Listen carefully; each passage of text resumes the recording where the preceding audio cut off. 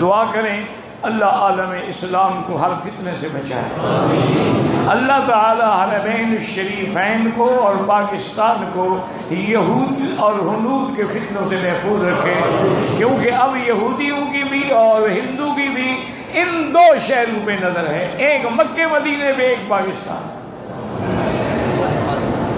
اس ملک میں اس لیے نظر ہے کہ مرکز اسلام ہے، مرکز ہدایت ہے، اور ان کی قیادت کو اللہ جزائے خیر دے کہ ہر سال 60-70 لاکھ مہمانوں کا استقبال کرتے ہیں۔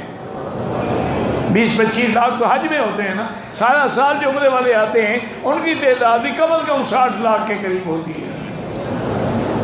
اتنے لوگوں کو سنبھالنا، ان کے لیے ہر قسم کے انتظامات کرنا، انہوں نے جتنی حجاج کی خدمت کی ہے، ایک ہے دشمنی بغض، اس کا کوئی علاج نہیں۔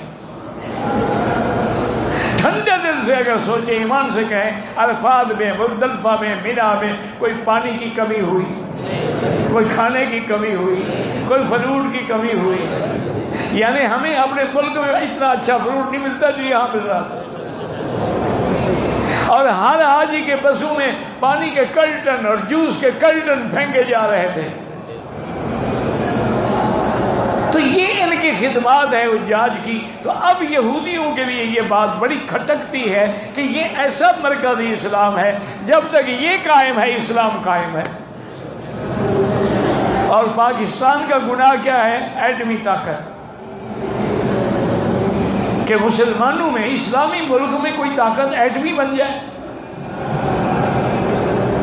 اور جدید ٹیکنالوجی سے اتنے اچھے میزائل انہیں بنا لیے ہیں کہ جب چاہے وہیں سے بیٹھے بیٹھے یہودیوں کو اڑا دیں۔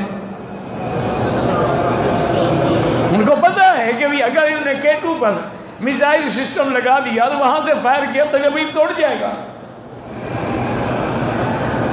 یہ دشمنی ہے، اس لیے روز ایک نئی سازش ہے۔ تو اس لیے دعا کریں اللہ حرمین الشریفین کو بھی ہر فتنے سے محفوظ رکھے، پاکستان کو بھی، اور ہمارے مسلمان بھائی جو کشمیر میں ہیں، فلسطین میں ہیں، برما میں ہیں، روہنگیا میں ہیں، عرب میں ہیں، عجم میں ہیں، افغان میں ہیں، اللہ ان کی جان مال اب عزت کی حفاظت فرمائے۔